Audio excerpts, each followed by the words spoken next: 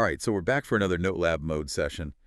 And today we're going to be diving into some Gary Vee, right? Yeah, always a good time, always a lot of energy. So this is a keynote he gave recently. And it was really focused on service businesses Mm. and like how to build your brand, especially in this kind of weird online world that we live in. Yeah, and he always has such great insights. It's like drinking from a fire hose sometimes. It really is. I mean, there's so many good nuggets packed in. Yeah, so many good nuggets. So much to unpack in there, yeah. I think the thing that really stood out to me, at least initially, was this idea of the interest graph, Yeah. right? And I know he's been talking about this for a while, but it feels like it's really starting to hit home now. Yeah, it's not just the social graph anymore. It's not about just who you're connected to. It's more about what you're interested in. And that's like a huge shift. It really is. It's almost like the whole game has changed, right? Mm. Like it used to be like, okay, how many followers do you have? How many friends do you have on Facebook? Right. And all that kind of Like, stuff. how big is your network? Exactly. But now it's like, okay, what are you actually into? And how can you connect with other people who are into the same things? Yeah, absolutely. And like, think about it. Think about how powerful that is, right? Like you're a plumber, and let's say you're also like super into vintage motorcycles. Okay, I like where you're going with this. Right. So you're posting about restoring this classic bike on Instagram or TikTok or whatever just because you love it. And then all of a sudden you're reaching all these other people who are obsessed with motorcycles. Right. And some of those people probably need a plumber. Exactly.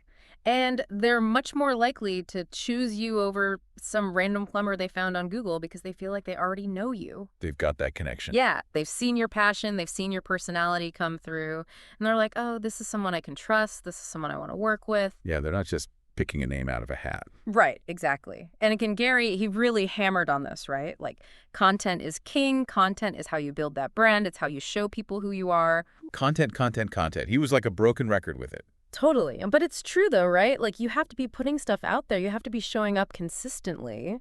Okay, so this is where it gets a little overwhelming for me. Yeah. Because he talks about posting every day, right? Like daily content. Yeah, he's a big believer in that consistency. And it can seem like a lot, I get it. But it's about testing. It's about learning what works. It's about feeding the algorithm. Think about it like you're scrolling through your phone anyway. How much time do you spend just consuming content? Imagine if you spent even like a fraction of that time creating. Right. It's a mindset shift, right? And Gary had some really interesting ideas for content that I thought were really actionable. Like, remember that How Not to Hire Me video concept? Oh, yeah. That was genius. Yeah. It's counterintuitive, but it makes so much sense. It does, right? So you're a plumber, you make a video explaining how to fix a leaky faucet yourself. Easy stuff that most people can handle. They're basically telling people, hey, you don't need me for this. Yeah, but what you're really doing is building trust, right? You're giving away valuable information for free. You're positioning yourself as the expert. Exactly. Yeah. Because when they do have a major plumbing issue, who are they going to call? The guy who taught them how to fix the little stuff. Right. Because they know you know your stuff. You're not trying to rip them off. You're genuinely trying to help. And then he also had that other idea about, like, reviewing local businesses that you've worked with. Oh, yeah. That's a good one. It's like cross-promotion and community building all in one. It's smart, Yeah. right? Because you're supporting other businesses in your area. Yeah. You're getting your name out there. Yeah. And you're showing potential clients that you're someone who's like, collaborative and community-minded. It's a win-win-win, really. It really is. And, he also talked about how it's not just about your business, right? Like, he really emphasized tapping into your passions, even if they seem totally unrelated to your work. Right, which kind of goes back to the whole interest graph thing. Exactly. It's about attracting the right people, even if it's through content that isn't directly about your plumbing services or whatever. As long as your bio is clear, as long as your calls to action are there, people will find their way to your business. Yeah, they'll make those connections themselves. You just have to give them the breadcrumbs, so to speak. I love it. I love it. Okay, so let's say you're doing all this right. You're creating all this great content. You're being consistent. You're tapping into your passions. How do you know if it's actually working? Like, how do you measure success? That's where the 2,000 view rule comes in.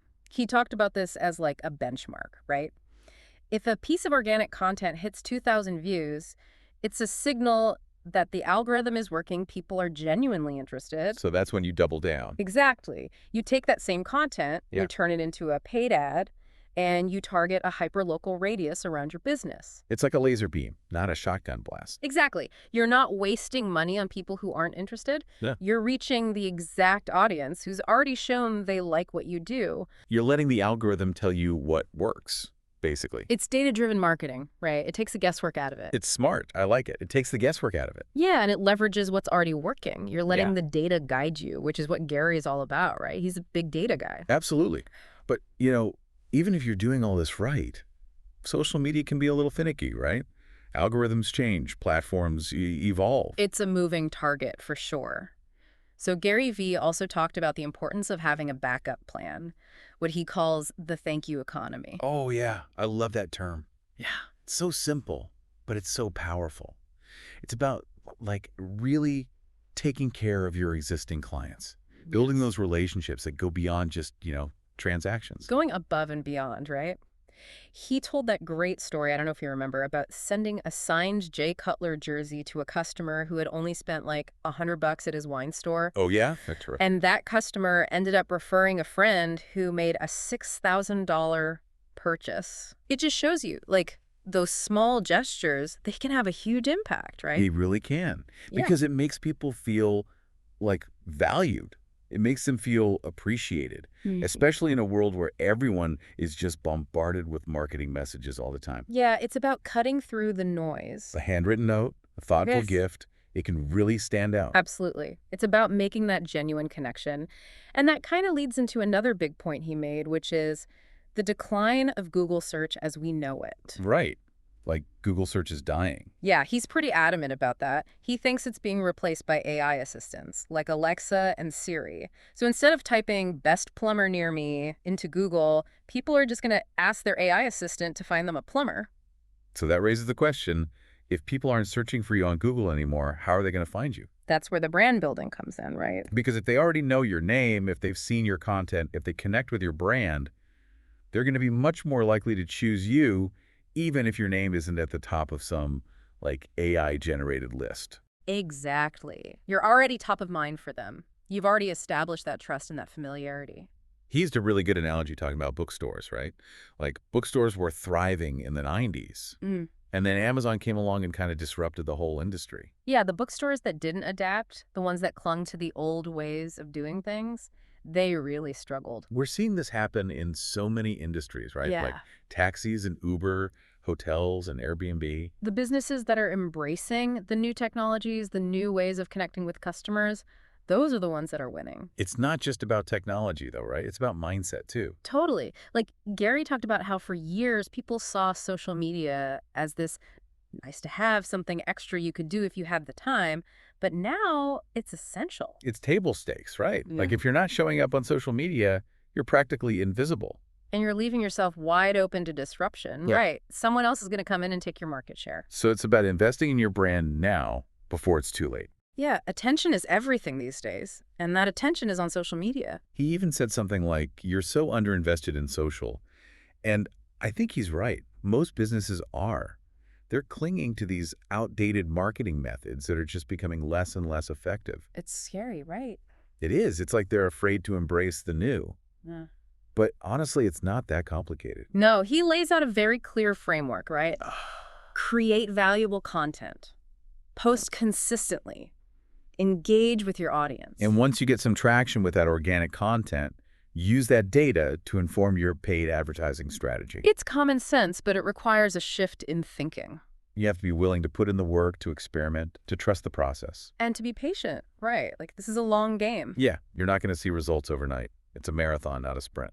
But if you're consistent, if you're creating valuable content, if you're genuinely engaging with your audience, you will see results. And those results will be worth it.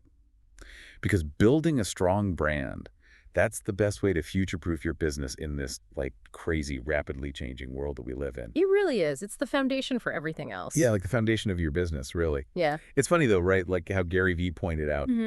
People will be like, oh, social media is ruining society. And then in the next breath, they'll be like, oh, I can't possibly help my business. Right. They're acknowledging the power of it, but they don't want to embrace it for Oh, themselves. it's like they're afraid of it or something. It's interesting, that disconnect between how we view it personally versus professionally. And I think Gary Vee also made a great point about how people tend to revert back to old methods when things get tough. Yeah, he told that story about his dad, who, even after seeing the success of their Facebook campaigns, would always want to go back to direct mail every time sales dipped a little. Right. It's like that comfort zone, that familiarity, especially when we're feeling stressed. But clinging to those outdated methods, I mean, that's a recipe for disaster these days.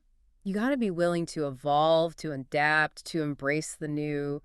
I think the big takeaway here is don't be afraid to experiment. Don't be afraid to try new things. Yeah, just jump in and see what happens. Exactly. And remember, it's a marathon, not a sprint. This isn't a get-rich-quick scheme. This is about building something sustainable, something that's going to last. Consistency is key, right? Keep showing up, keep providing value, keep engaging with your audience. And trust the process. You will see results. It just takes time. So as we wrap up this deep dive into Gary Vee's brand building blueprint, what's one small action you can take today to make your business more memorable? What can you do to start building that brand, connecting with your audience in a meaningful way? Think about it, seriously. Just one small step. Because the journey of 1,000 miles begins with a single step. And that step, you can take it right now. That's it for this Note Lab Mode deep dive. We'll catch you next time. Keep crushing it out there.